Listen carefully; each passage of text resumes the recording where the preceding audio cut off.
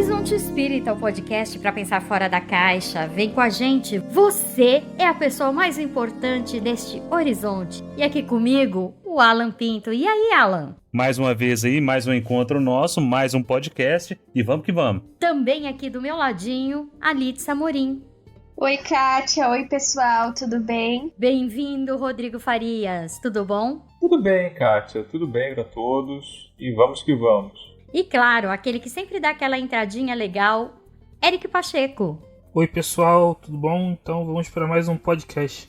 Todo aquele que sente num grau qualquer a influência de espíritos é por este fato médium. A mediunidade, a faculdade que é inerente ao homem, não constitui, portanto, um privilégio exclusivo. Por isso mesmo, raras são as pessoas que dela não possuam alguns rudimentos. Assim, Allan Kardec definiu a mediunidade em O Livro dos Médiuns ou O Guia dos Médiuns e dos Evocadores. Embora essa faculdade acompanhe o homem desde os primórdios, a ciência espírita foi a única que se propôs a estudá-la a partir da segunda metade do século XIX. Mas atualmente, como estão os estudos nessa área? A mediunidade realmente é tratada pelos espíritas com naturalidade? E quanto ao movimento espírita brasileiro, será que ele tem seguido Kardec ao falar de mediunidade? É o que vamos ver no episódio de hoje. Quem começa falando aí? Eu fiquei pensando aqui que os fenômenos mediúnicos, eles foram estudados no século XIX e no século XX por várias propostas científicas e filosóficas, não só pelo espiritismo, né? É que algumas delas reduziam o fenômeno mediúnico, dizia que era puramente material, né? Mas estou pensando também no início do século XX, as pesquisas em parapsicologia tentavam abordar esses fenômenos ditos paranormais e entender eles, não necessariamente com uma abordagem materialista, mas só para lembrar que o Kardec não estava sozinho, né? O problema da parapsicologia, principalmente ela surgindo aí no início do século passado, é que ela tentava explicar tudo como sendo originado da mente. Não havia essa terceira força, essa força extracorpórea, extrafísica, que Kardec traz como sendo a influência dos espíritos. Então, você vê, por exemplo, o Padre Quevedo, que alegava ser um parapsicólogo. Se a parapsicologia é ou não é uma ciência, isso acaba sendo uma outra discussão. Mas para o Padre Quevedo, nada disso existia. Tudo para ele era frutos da imaginação. Padre Quevedo, que Deus o tenha, e que faz muita falta. Eu era fã do Padre Quevedo justamente por isso. Muitos espíritas acham que ele perseguia os espíritas e tal, mas a grande vantagem dele é que ele corria atrás dos embustes, dos farsantes e etc. E isso era muito positivo, isso não desmerecia de maneira alguma o espiritismo. Isso trazia mais confiança naquilo que a gente está fazendo, porque ele simplesmente descartava aquilo que não era a mediunidade. Depende, né, Alan? Porque se ele afirmava que nada existia, se ele não fazia um discurso ponderado igual Kardec, ele acabava fazendo um discurso generalizante, né? Mas ele era uma figura caricata. Padre Quevedo, na parapsicologia, é o que é o Henrique Cristo hoje. É uma caricatura de alguém. Mas mesmo essa caricatura, como mesmo o Henrique Cristo, eu acredito que ele deva trazer algum tipo de mensagem positiva para alguém. Muita gente acredita nele, nem que sejam uns 30 seguidores. Mas o Padre Quevedo, ele fazia o quê? Ele era convidado e dizia que não existia, não provava nada, mas muita coisa ele provava. Principalmente desses farsantes. Não é de hoje. Toda a minha vida tenho dedicado a explicar, comprovar esses fenômenos misteriosos da parapsicologia que são espontâneos. Daí eu posso dizer que desmascarar charlatões virou minha especialidade. Como especialista eu posso garantir. Isso não existe. Então, quando você separa o joio do trigo, o Kardec falava que o fato de existirem vinhos falsificados não invalidaria a existência dos vinhos verdadeiros. Então isso era uma grande vantagem para o próprio movimento espírita e que nem sempre foi tão compreendido. Por quê? Porque nós temos a mediunidade como algo sagrado, quando na verdade não é e nunca foi.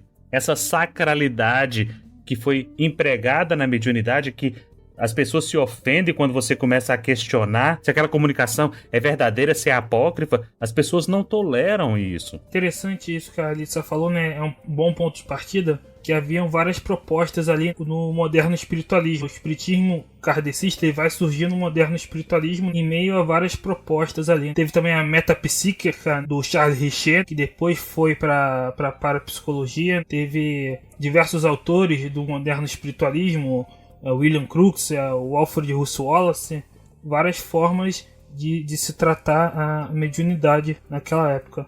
Agora, falando da pergunta inicial, se no movimento espírita atual a mediunidade é tratada tal qual está descrito na obra de Allan Kardec. Na minha opinião, na minha visão, não, né? Porque, inclusive, hoje em dia a mediunidade, e esse é um ponto interessante, acho, para a gente debater, é muito distante das pessoas, né? Na época de Kardec, você tinha reuniões familiares em casa, as crianças vendo, não participando, a criança no caso, mas então passa a ser algo natural. Quando você tem a mediunidade como algo distante, você cria um estranhamento, né? Porque hoje em dia se pensa que o centro espírita ele é um templo, paredes mágicas, que você vai estar protegido por estar num templo. Então você não poderia exercer mediunidade em casa, porque no templo você está protegido. É um conceito que não se coaduna com a obra kardeciana. Outro ponto também interessante é a questão da evocação, né, que Kardec vai tratar lá no item 269 do Livro dos Médiuns, que Kardec aponta a evocação nominal, a evocação direta,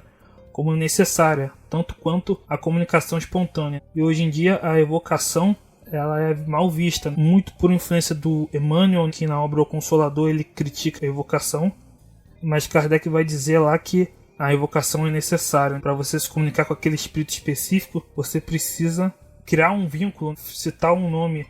Kardec usa até o exemplo de uma plateia. Se você está numa assembleia, se você não cita o nome de ninguém, todos podem falar ali, né? Então, se você quer falar com alguém específico, você precisa evocar nominalmente aquele espírito. Mas eu achei Eric, eu li esse trecho que você citou. Eu achei que o Kardec foi um pouco elitista nessa fala, porque ele diz assim: nós já sabemos o resultado que dá quando você deixa a palavra livre numa assembleia. Então, eu senti que foi uma fala meio aristocrática, sabe? As pessoas vão começar a falar e vai virar uma balbúrdia. Com todo respeito... reunião de condomínio, né? Com todo respeito ao Kardec, eu achei que o tom não ficou muito legal dessa fala. Foi um exemplo meio... burguês, né? Ficou como uma pessoa que não acredita muito na democracia, entendeu? O que a gente tem que fazer para fluir bem a coisa é começar a dissecar tudo que é relativo à mediunidade e como isso é tratado dentro da casa espírita e dentro do movimento espírita. O que o Eric falou é uma coisa muito interessante, porque ninguém sabe qual a origem dessa proibição de se ter a prática mediúnica única e exclusivamente dentro do templo. Isso remete às questões judaicas lá antes de Cristo, da sacralidade da questão mediúnica tratada dentro da casa espírita. E muita gente despreparada, tanto para receber, para acolher, quanto para dar continuidade aos trabalhos mediúnicos, estão aí lotando casas espíritas. Parte da visão daqueles que acham que tudo que ele não consegue explicar é mediunidade. Já parte do próprio setor de atendimento fraterno. Quando a pessoa entra pro atendimento fraterno e que ela vai relatar, eu falo isso porque eu já trabalhei nesse setor, e que ela começa dizendo que eu ouço vozes, a voz que eu ouço manda eu subir num prédio e pular dali, fica dizendo que eu não valho nada, que eu não presto, o que eu tô fazendo aqui. Qual é a posição que nós temos que ter?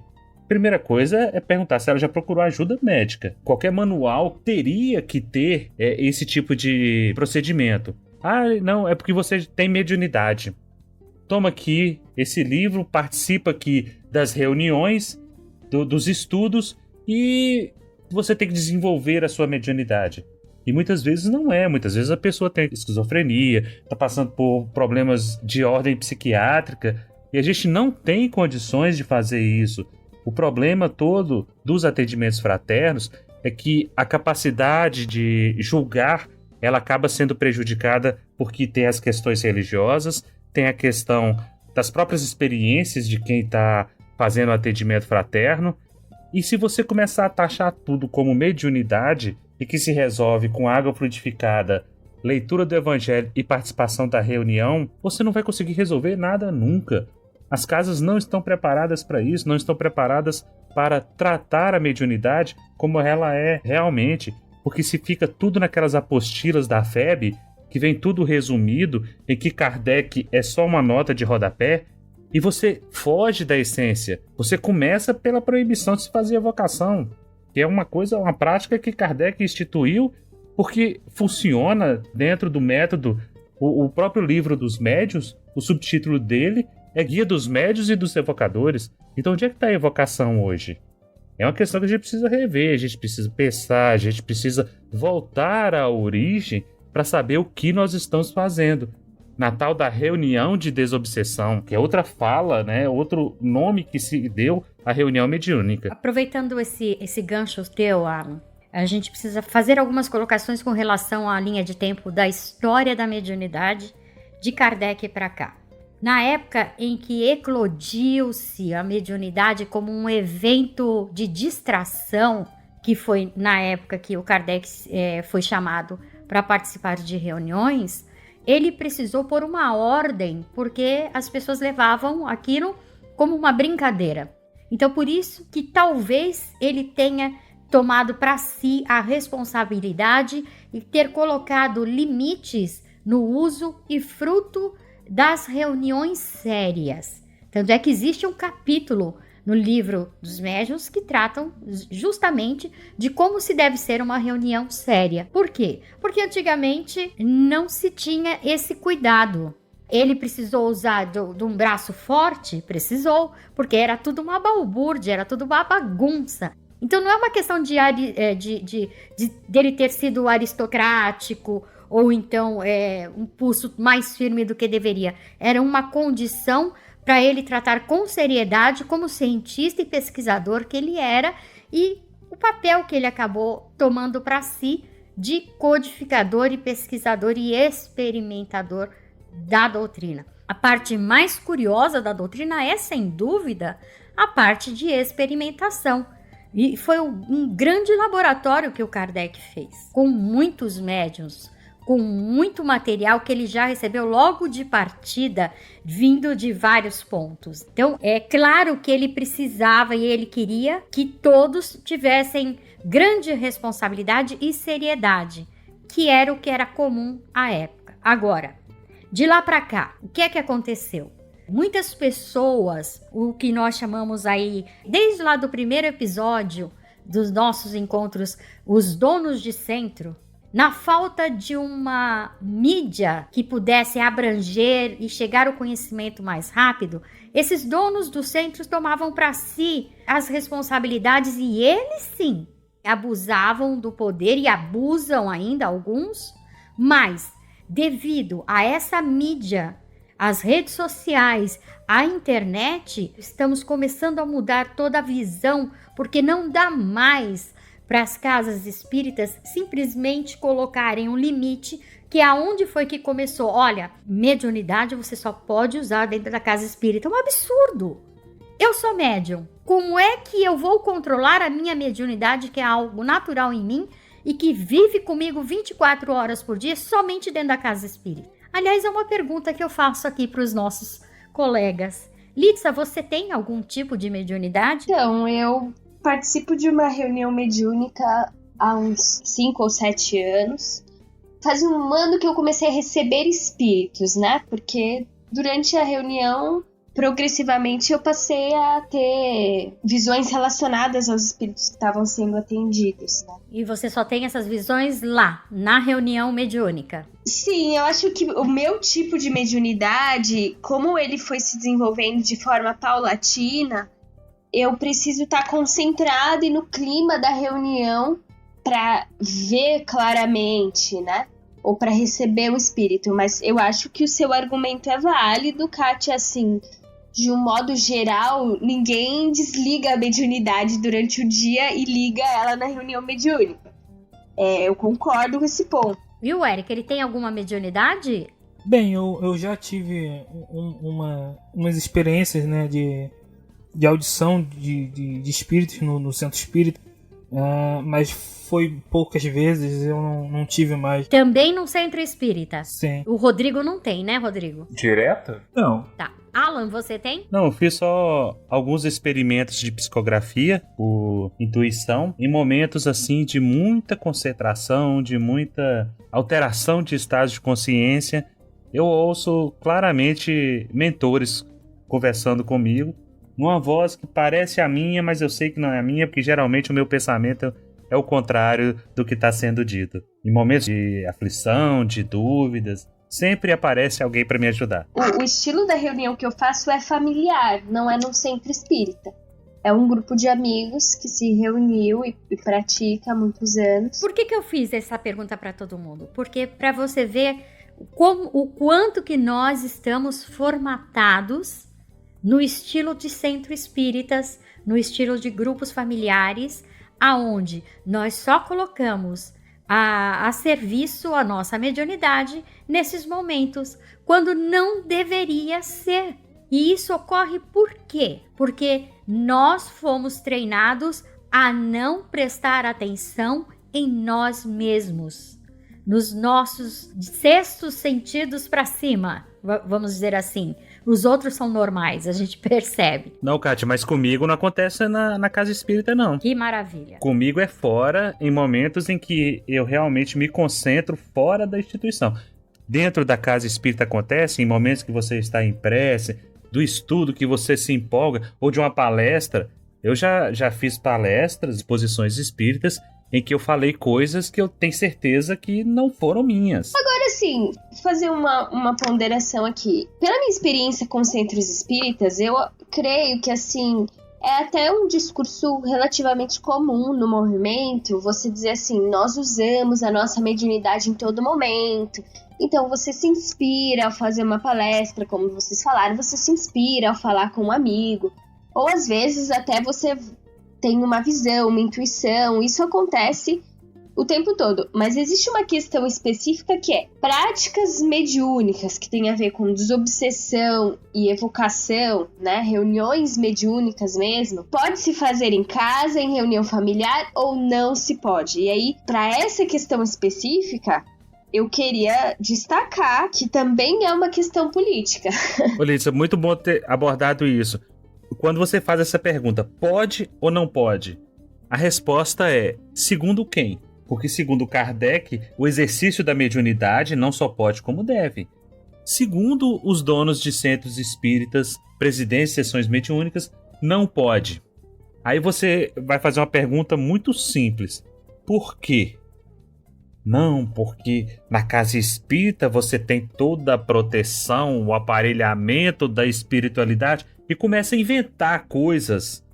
Quer dizer, no meu lar eu não tenho proteção, só na casa espírita. Então nós estamos falando de templo, nós estamos falando lá do Corcunda de Notre Dame, que a catedral é o santuário dele. E lá ele tem proteção, lá ninguém toca nele. Então é assim, é o que os evangélicos falam dos ungidos do Senhor. Os ungidos estão só lá dentro do culto? Peraí, gente. Se a mediunidade é uma faculdade inerente ao ser humano, onde é que está escrito que inerente ao ser humano desde que ele esteja dentro da casa espírita? Dentro da casa espírita acontece. Fora da casa espírita também acontece, porque nós estamos sujeitos a todo instante a ter linha cruzada com algum espírito.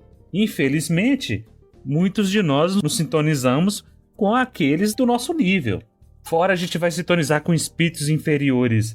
Tá, mas espera aí, nós somos o quê? Florzinha imaculada de Nossa Senhora?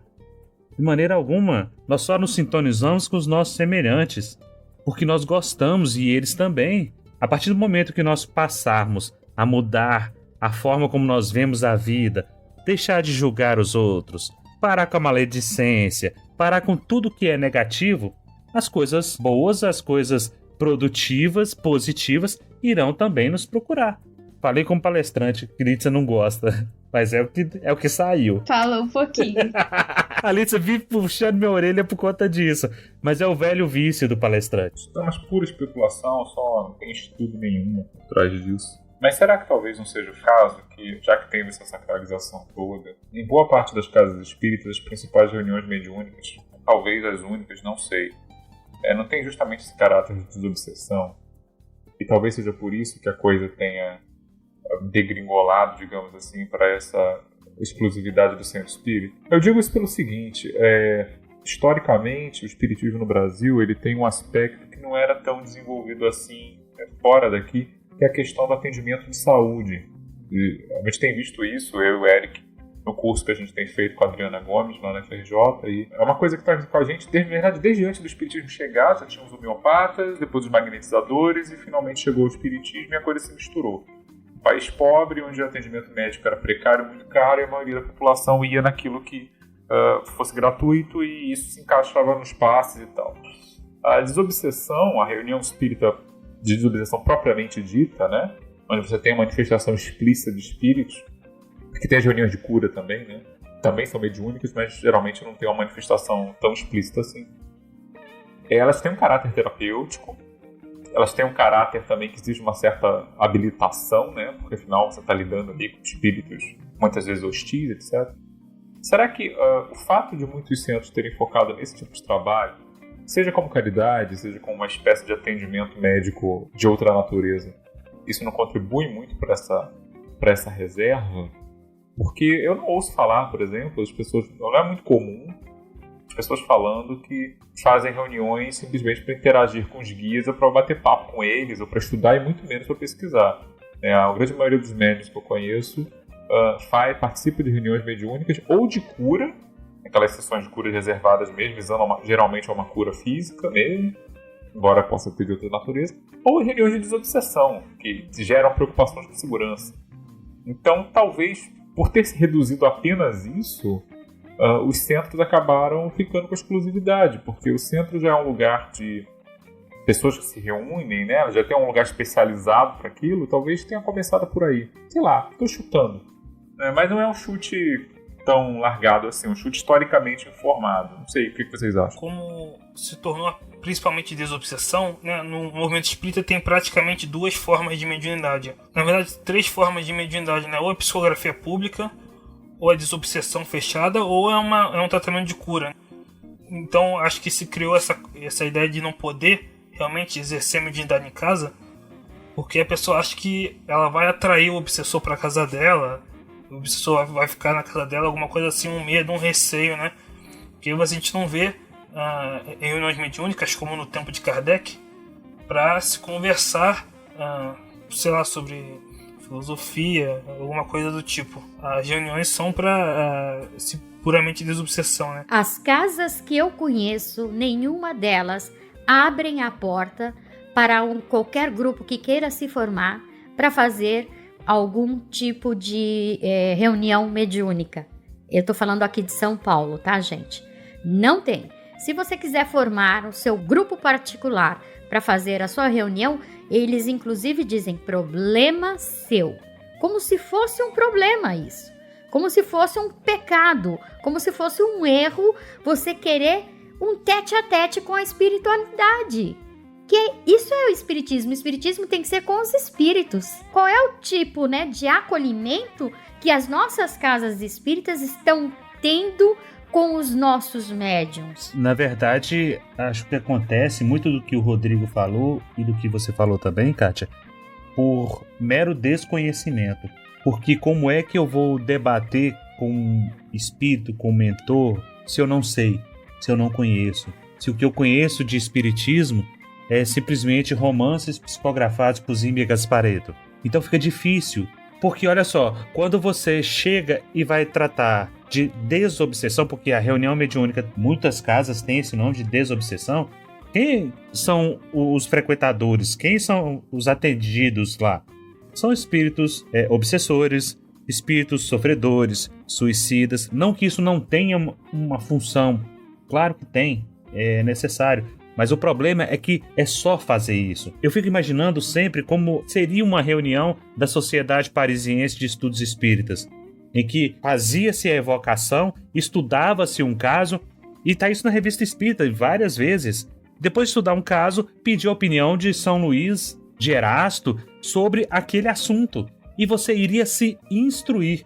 O papel da reunião mediúnica de instrução, ele está relegado ao que o Rodrigo falou aí, a 0,01 negativo. Sim, aí entra aquilo que o Rodrigo tinha falado da gente conversar no podcast passado também, de que a gente vive num país, né, com pouca educação e tudo mais, então acho que não se daria mesmo para ter uma reunião onde se discutiria filosofia, onde se evocaria, por exemplo, um espírito de um filósofo, como o Kardec faz na Revista Espírita, conversar com Platão, algo do tipo. Mas aí é que tá, aí eu vou ter que discordar de vocês, porque os espíritas estão entre os que têm o maior grau de instrução.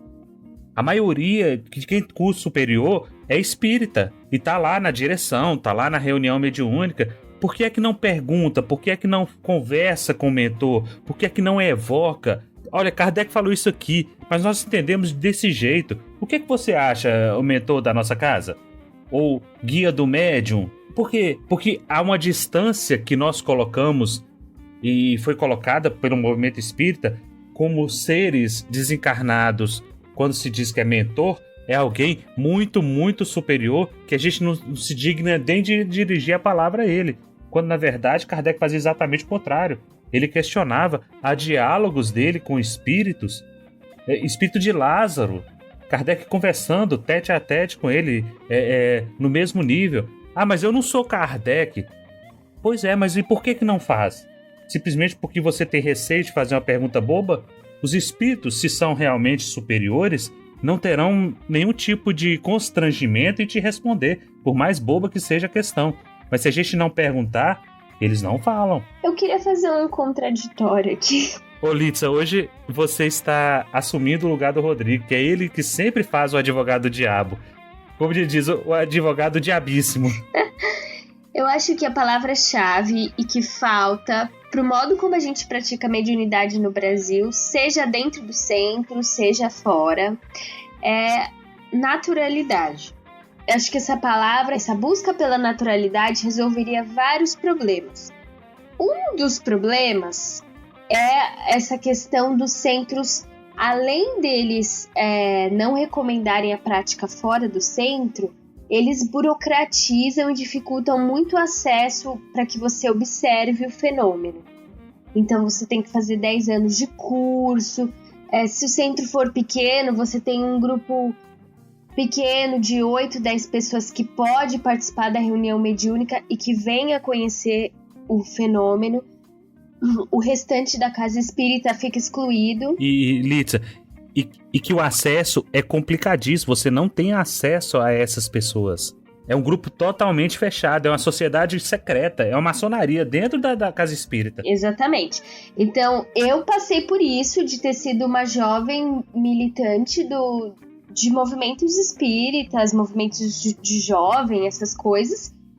E só pude acessar mesmo a mediunidade quando eu fui para um outro lugar, quando eu fui para a Associação Brasileira de Pedagogia Espírita, porque nos centros que eu frequentava, o acesso era muito dificultado. E aí se perde a naturalidade, se perde o contato com o fenômeno, traz a convicção. E hoje em dia a gente tem muitos espíritas que nunca viram o fenômeno, então a convicção também vai se arrefecendo. Mas eu também queria fazer um comentário sobre a questão evocação, não evocação. Na reunião que eu frequento, o que a gente faz? A gente vai para a reunião e a gente faz um estudo.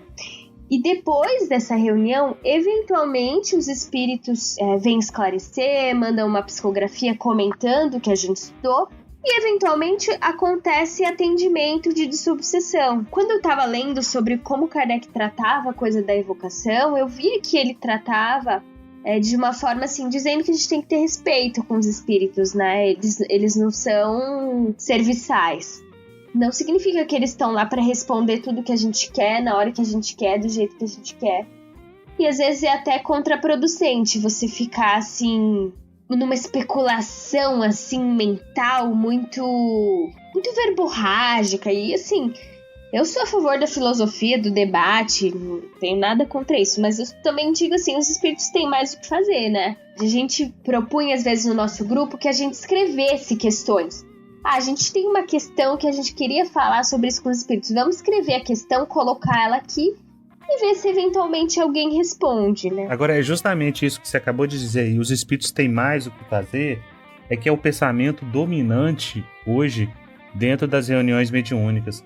Por que é que não se questiona? Porque criou-se isso, que os espíritos têm mais o que fazer, eles têm horário para começar e horário para terminar, e não podem ficar nem mais 5 minutos, 10 minutos para responder a sua questão. Porque ela é uma questão bobinha, pueril e etc. E aí você pergunta para alguns dos componentes da mesa se eles teriam condições de responder essa pergunta, eles não têm. Mas é aquela coisa, nem tanto ao céu, nem tanto à terra, entendeu? Esse meio termo que é difícil de encontrar. Como a gente faz? Agora, o que eu quero dizer assim, a gente não pode achar que eles sempre vão responder tudo na hora que a gente quer. O Kardec fala sobre isso. Mas eu acho que a gente pode ter questões e colocar, e eu acho que às vezes a gente também tem que entender que tem questões nossas que quem pode ajudar a gente a responder são psicólogos e não os espíritos. Então, é tudo meio delicado, né? Sobre isso, tem um capítulo do Livro dos Médiuns que é as perguntas que se podem fazer aos espíritos. É o item 286 do Livro dos Médiuns. Ele vai lá dizer que tem certas questões que nós mesmos podemos responder, por exemplo, questões de cunho científico, né? Você não vai chegar no espírito e perguntar sobre questões de física. Isso cabe ao físico responder, né? Senão não haveria nenhum mérito. A pessoa poderia ganhar um prêmio Nobel simplesmente perguntando a um espírito sobre uma questão de física. Então, quando a gente fala de reunião mediúnica com objetivo sério de estudo, né, de filosofia, são questões que fogem do escopo da ciência material aqui, né? Que a gente não poderia responder com os métodos que a gente tem. E é claro que, como o próprio Kardec vai dizer, tem certas questões que os espíritos vão dizer, essa questão aí eu não posso te revelar, Deus não permite, isso ainda vocês não podem saber. E aí a gente deve nos abster nesse caso, não continuar perguntando, porque se continuar, vão vir os espíritos levianos que vão responder de qualquer forma. Olha, uma coisa que para mim chama muita atenção e falta na doutrina dos espíritos é um aprofundamento sobre a questão dos animais, sobre a evolução deles, a vida deles no mundo espiritual de fato, porque existe uma fantasia, e eu acho que a gente precisava acabar com isso, com relação a eu não gosto de usar esse termo, passe em animais. Kardec só tratou do assunto uma vez somente na revista Espírita, colocou no Livro dos Médiuns, se não me engano, a respeito, falando que não se pode dar passe. Mas ele só fez um teste em um animal e colocou a opinião dele, pessoal, Kardec, com relação ao assunto. Ele não tratou disso com os espíritos, por exemplo.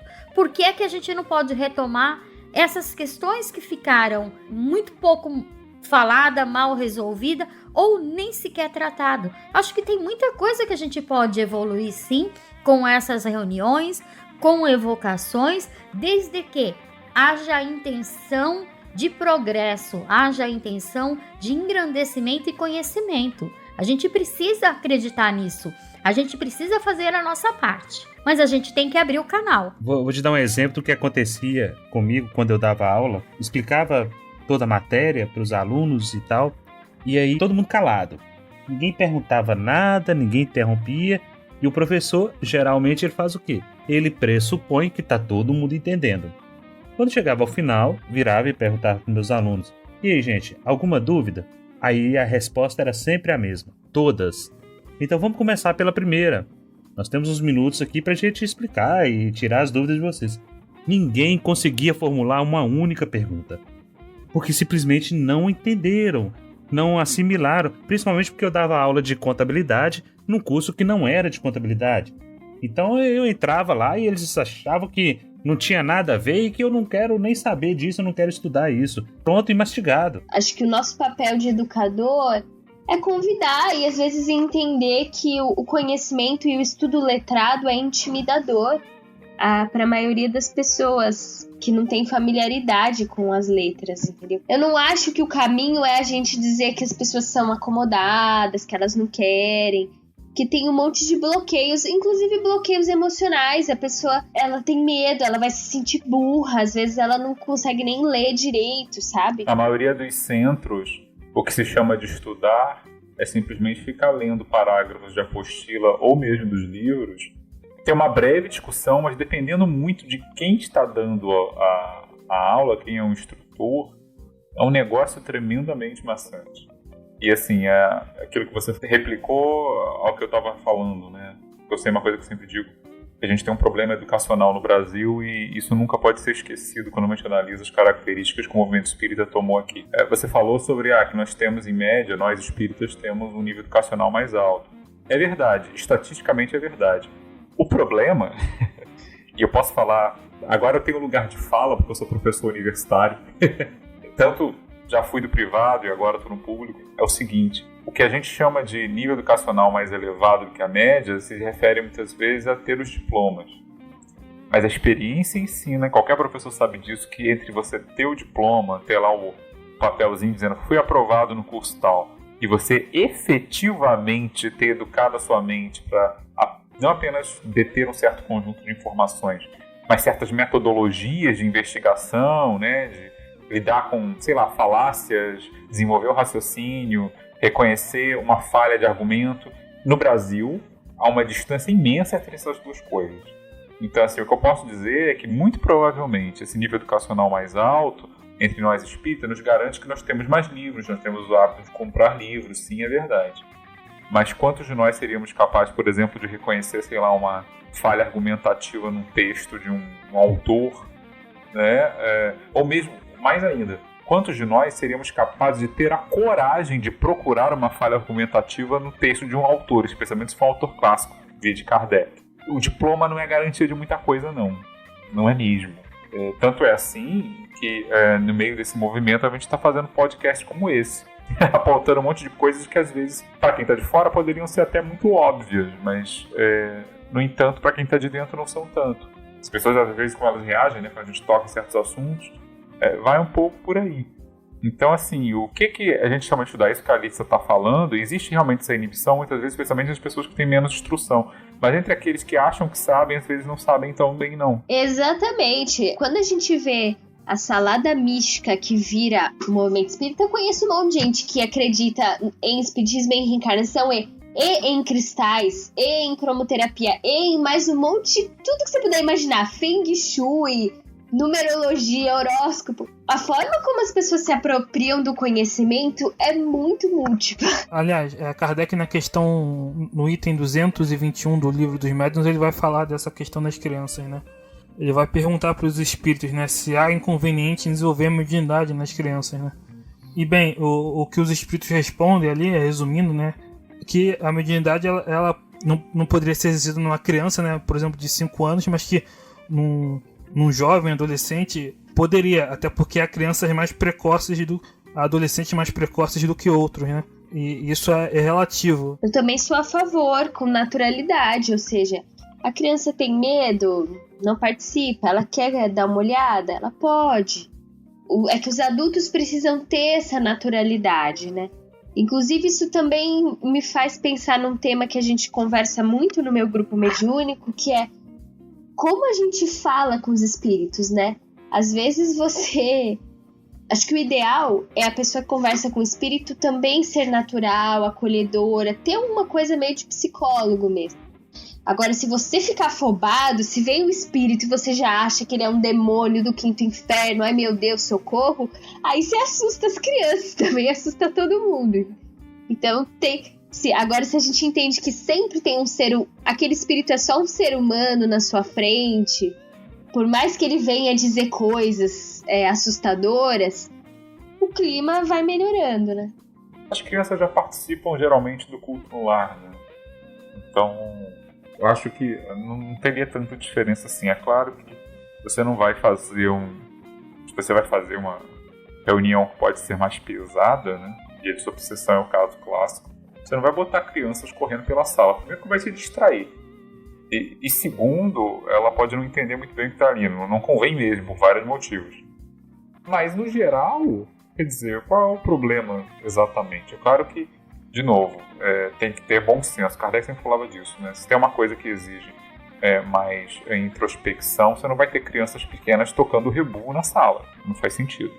Né? Eu não colocaria a Aurora, não ponho a Aurora nem para ouvir um podcast comigo quando eu estou gravando, não vou botar ela, que tem 1 ano e meio, para uma reunião mediúnica. Não faz sentido.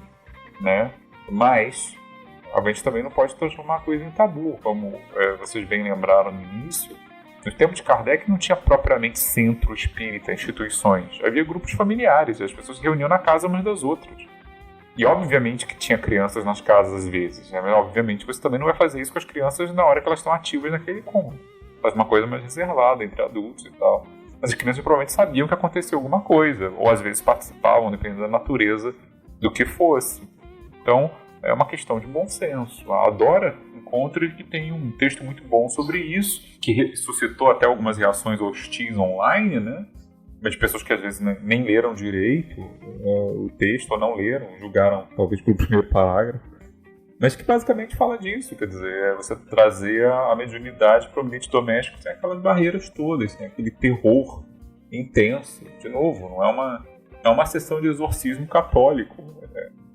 Talvez está falando de atividades mais cotidianas, de reuniões de estudo, conversas com guias, etc. Não para algo mais pesado. Mas as crianças estão ali, como sempre estiveram. Aliás, eu queria adicionar 2 coisas. Você afastar os jovens do fenômeno mediúnico é você matar dentro deles, ou pelo menos não regar a semente da fé. Porque o fenômeno é extremamente convincente. E eu também acredito que, ao participar da reunião mediúnica, os jovens, então vou pegar aí um pré-adolescente de 11 anos para cima, eles vão aprendendo junto com os adultos a fazer a introspecção, a fazer esse autoconhecimento que a Kátia mencionou e a desenvolver a própria mediunidade. No livro dos médiuns, Kardec fala muito sobre a reunião séria em oposição às reuniões levianas ou levadas só pela curiosidade. E eu entendo que houve um período histórico em que o trato com os espíritos era muito displicente, mas como educadora, hoje é um absurdo pra mim alguém dizer que curiosidade é uma coisa ruim.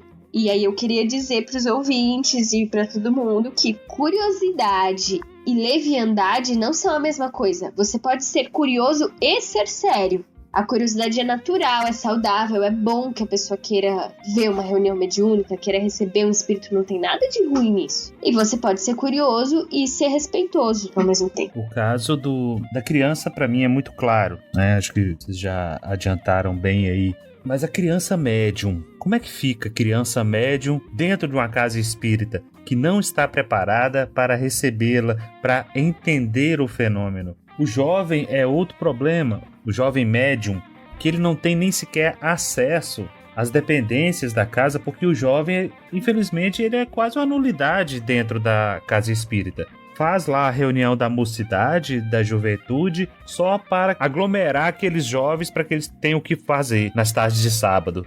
Só que fora isso, eles não desenvolvem mais além disso que lhes é permitido. Porque se eles querem colocar uma banda, montar uma banda, compor música, colocar para cantar na reunião, não pode, porque vai prejudicar a vibração do ambiente. Eu já vi casos assim, dirigente da casa espírita proibiu os jovens, porque estavam montando a bandinha lá, ia tocar as músicas e não podia porque a bateria ia acabar com a vibração do ambiente. São coisas absurdas, e para que isso venha um dia a cair, muita coisa tem que mudar. E se a gente não começar hoje com essas crianças, com esses jovens, dando voz a eles, para que esse novo espiritismo possa ser resgatado, a gente vai continuar na prática religiosa ad eternum. Ou até que venha uma nova data limite e acabe com tudo definitivamente. Então é muita marginalização do jovem, né? Ele tinha que ser incluído, é tudo muito mais simples do que parece. Os jovens são muito mais inteligentes e capazes do que parecem, tem muito mais capacidade de compreensão. Principalmente do que se refere ao mundo da atualidade, ao mundo moderno. Nós estamos vivendo um período da história em que o conhecimento não está mais na mão dos mais velhos. Está na mão dos jovens, está na mão de quem está no WhatsApp. O meu filho diz que só usa o telefone para conversar comigo. Fora isso, ele não usa com mais ninguém. Porque eu ainda uso o telefone para discar e ligar para ele, para ouvir a voz dele. No mais, é WhatsApp, é rede social, é Twitter e por aí vai. Então, essa geração, minha geração, já está ficando para trás há muito tempo. E se a gente não modificar a forma de ver e de praticar o espiritismo, nós vamos sucumbir em nós mesmos. E isso é muito triste de se observar, que os jovens não estão tendo voz. É bem provável que desses 2 bilhões de crianças que haja no mundo, elas vão estar vivas até 2100 e nós não estaremos. E como é que vai ser? Que mundo, que espiritismo será esse que eles viverão em 2100? Se a gente não começar a repensar essas questões, a tratar de acolher os médiuns, que é outro problema que a gente vê hoje nas casas espíritas. O médium que está com problema, está passando por uma depressão, um problema psiquiátrico, emocional. Qual é a primeira instrução que é dada? Afasta ele da reunião. E o afastar é afastar em definitivo, como se fosse um leproso. Nem sequer faça uma visita, nem sequer passa a saber. O dirigente vai lá e corta. Fala-se tanto na caridade. Cadê a caridade com quem está lá dividindo a mesa mediúnica com você? Aquele velho caso do médium que está passando por problema, principalmente por obsessão, de ser atendido em outra casa espírita. Isso é um absurdo. A gente está desmembrando as nossas reuniões, desmembrando a nossa equipe e espalhando ela para ser atendida em outros lugares, para depois que ele é bom, ele vem trabalhar com a gente. Aí ele está magoado porque não recebeu nenhum tipo de assistência e nunca mais volta lá. E médios, a cada dia que passa, está sendo mais raro você encontrar médios, porque ninguém está disposto a isso. Tá cheio de gente desequilibrada aí. Médium mesmo, que se dispõe a trabalhar, que se dispõe a trilhar o caminho da instrução, são poucos. Isso que o Alan falou, talvez seja um tema interessante, né? Ninguém aqui é psicólogo, né? Mas talvez a gente possa falar um pouco disso. O próprio Kardec, nesse texto que eu citei, do Livro dos Médiuns, 221, ele vai perguntar da questão que na época se chamava loucura, né? A pessoa que tem a questão da loucura pode se falar de mediunidade, né?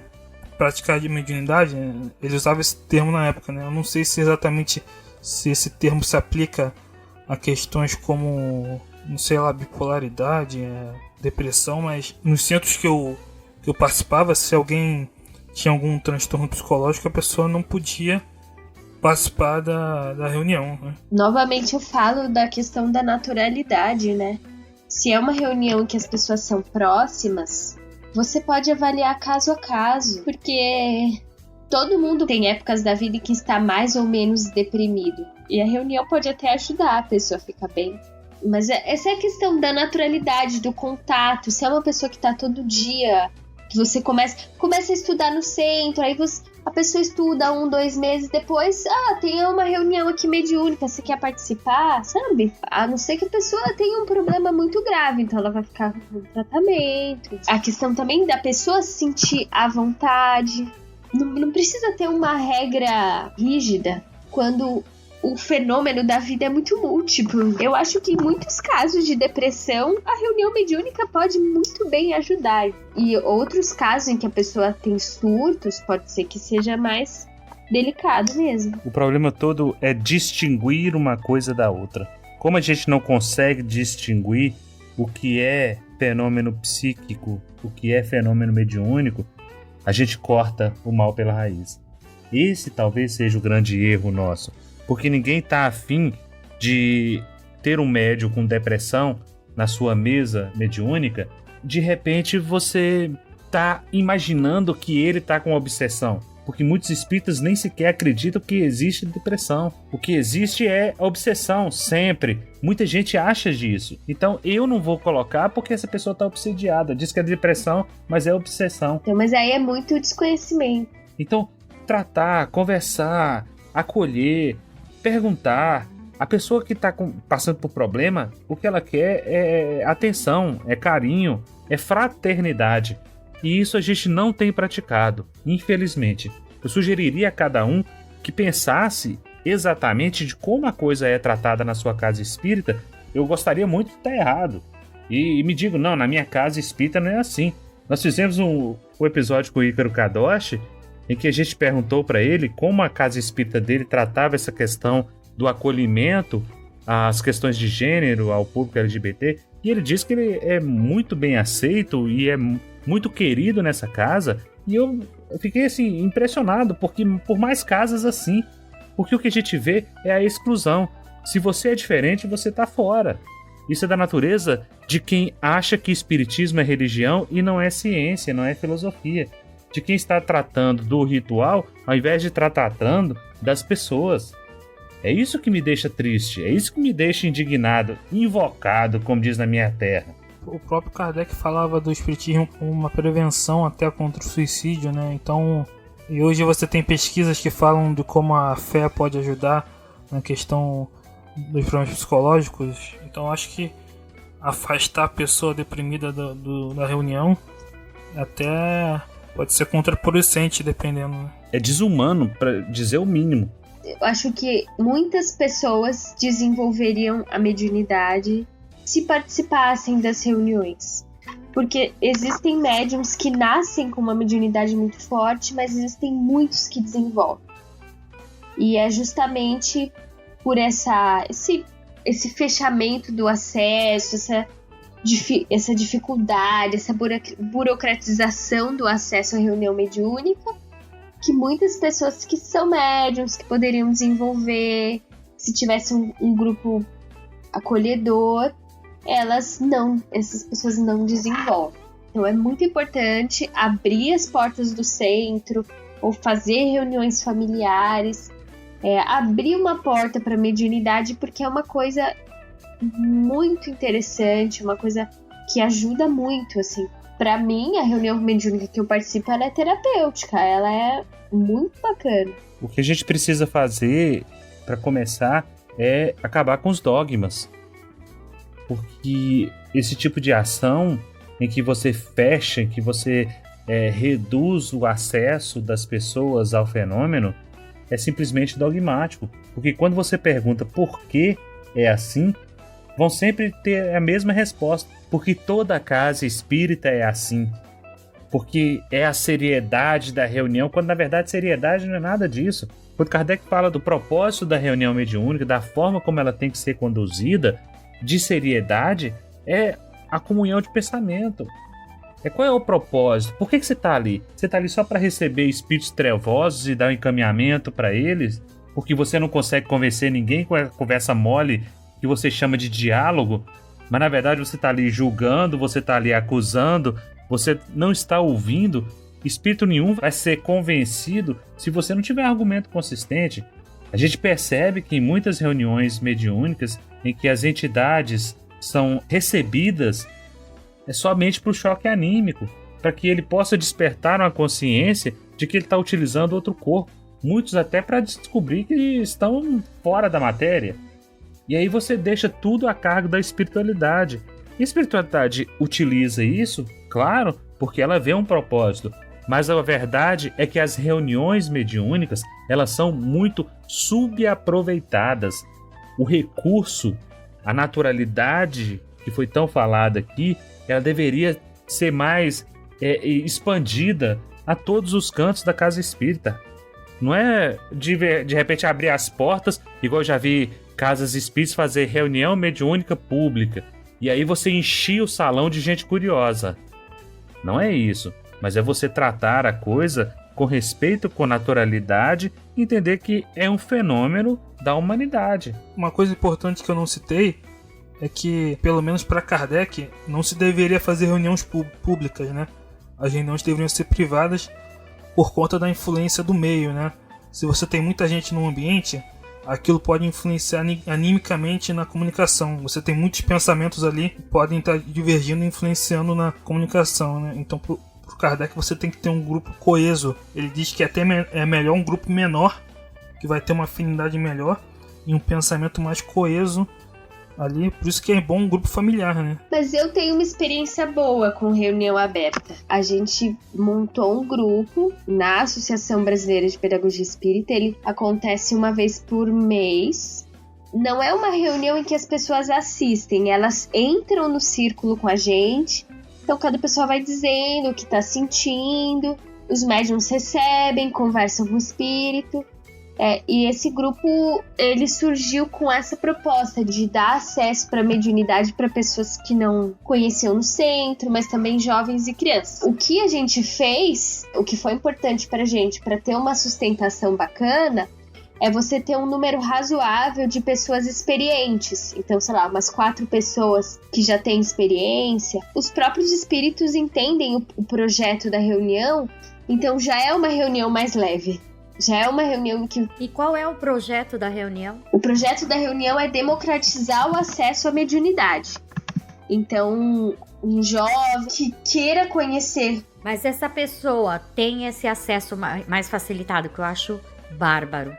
Depois, ela segue estudando ou fica só nisso? Sim, sempre tem um estudo antes da reunião, né? Quando a gente começou, eram pessoas que estavam fazendo a terapia pedagógica. Então, eram pessoas que já tinham alguma identificação com a proposta da pedagogia espírita. Mas tinha, assim, desde pessoas que estavam há muito tempo no centro, mas não conheciam o fenômeno, até pessoas que, eventualmente, assim, estou afastada, faz 10 anos que eu não vou num centro espírita, quero vir aqui. A gente não fazia censura. É claro que eram reuniões pequenas. Eu acho que tudo isso influencia. Não é um espetáculo, é um grupo pequeno, que tudo acontece naturalmente. Aconteceu já de eu estar lá em reunião, em que a gente fez o estudo e não recebemos nenhum espírito. Então foi estudo, passe, acabou, entendeu? É só pra dizer que eu acho que se você tem um propósito claro, se você tem segurança do que você tá fazendo, outros formatos também são possíveis, entendeu? A minha colocação de tudo isso que a gente conversou hoje é de que, assim, o espiritismo precisa sentar no divã, os espíritas precisam sentar no divã e parar para analisar o que é que se tem feito da mediunidade dentro das casas espíritas e qual o objetivo disso. Aqui em São Paulo, poucos centros fazem isso que você acabou de falar, Litsa. O centro mesmo que eu frequento, não existe educação mediúnica aberta ao público e só existe educação mediúnica depois que a pessoa frequenta os cursos 3 primeiros anos, para depois fazer educação mediúnica 2 anos e acabou. Não existe uma finalidade mediúnica, não existe uma reunião mediúnica, nem sequer com a diretoria.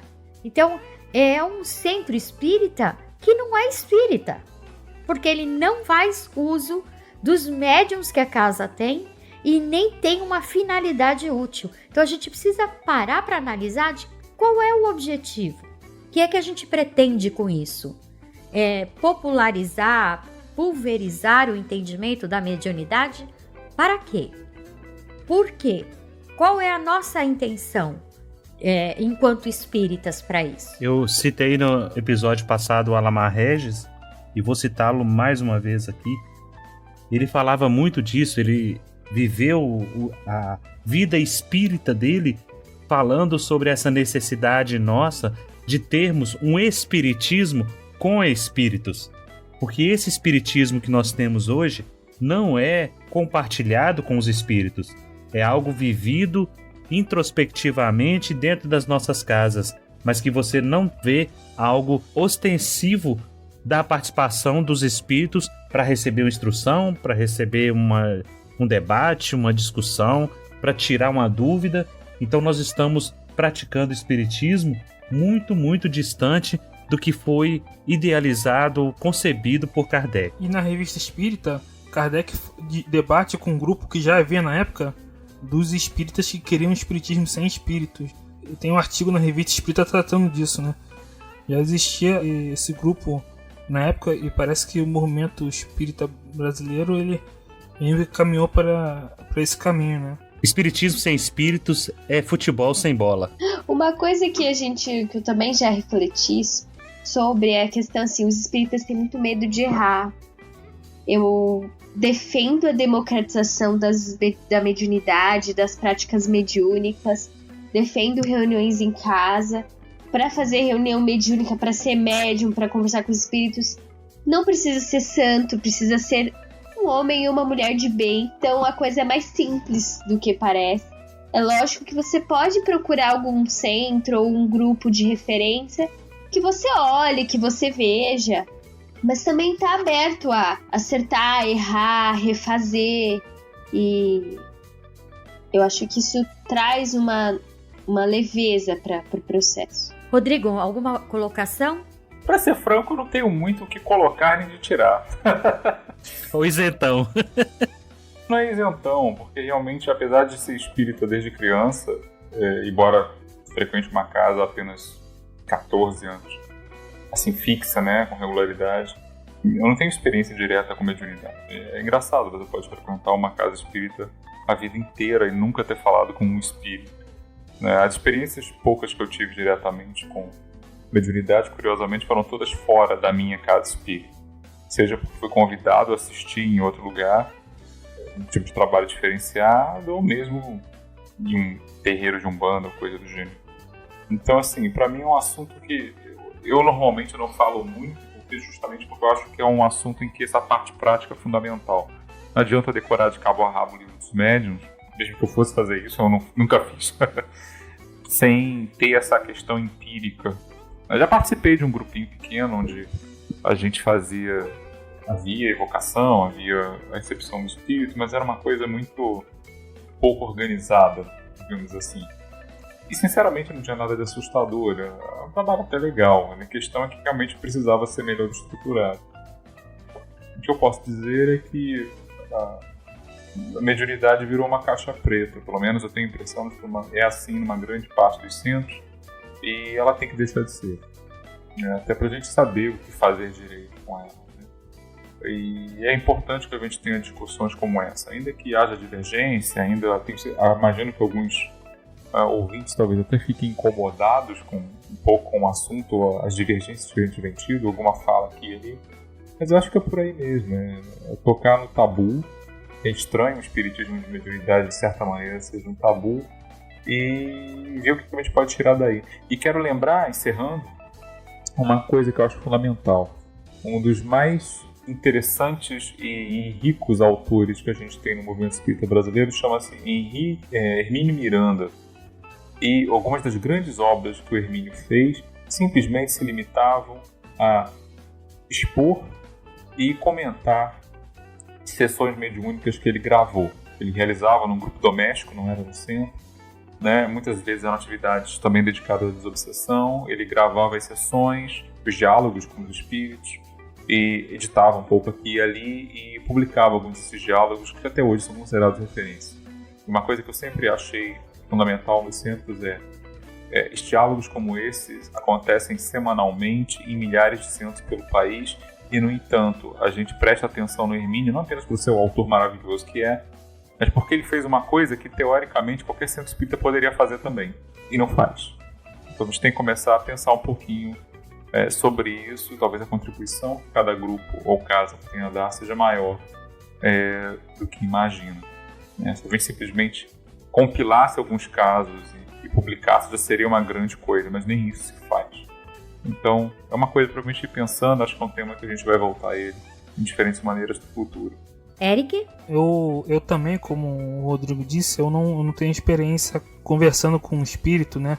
Com médium, em psicofonia, no centro espírita, né? Eu tive também em centro de tenda de umbanda, né? Conversando com caboclo, preto velho, exu, coisa assim. Foi uma experiência interessante. Eu frequentei umbanda por 2 anos, assim. E eu já era espírita, mas eu frequentava a umbanda por conta da mediunidade, né? E eu queria recomendar um site chamado IPEAC, que lá você tem comunicações que são frutos de reuniões familiares que eles faziam, e você tem lá comunicações bem interessantes, né? Bem nos moldes kardecianos, que eu acho interessante. E eu acho também interessante recomendar para o público aí o nosso podcast sobre o Armon, né? Pra entender como que a influência do Armon, que eu acho que ele tem bastante influência na maneira como a gente vê mediunidade no movimento espírita também, além de outros como Emmanuel, André Luiz. Eu queria só reforçar isso que o Eric acabou de dizer aí a respeito do IPEAC. Nós temos um outro trabalho que está se iniciando, um outro podcast que você pode conferir no nosso site horizontesinfinito.com.br, chamado Ecos de Além Túmulo. A proposta desse podcast é no estilo storytelling, em que nós vamos contar a história do espiritismo pelo olhar, pela visão dos espíritos. A Terezinha, do IPEAC, tem colaborado muito conosco, com muitos casos reais, vividos nesse grupo deles, em que eles fazem as evocações, eles fazem um trabalho muito sério, e nós vamos trazer essas histórias para vocês. Então, fiquem de olho, aguardem aí, que tem muita coisa boa.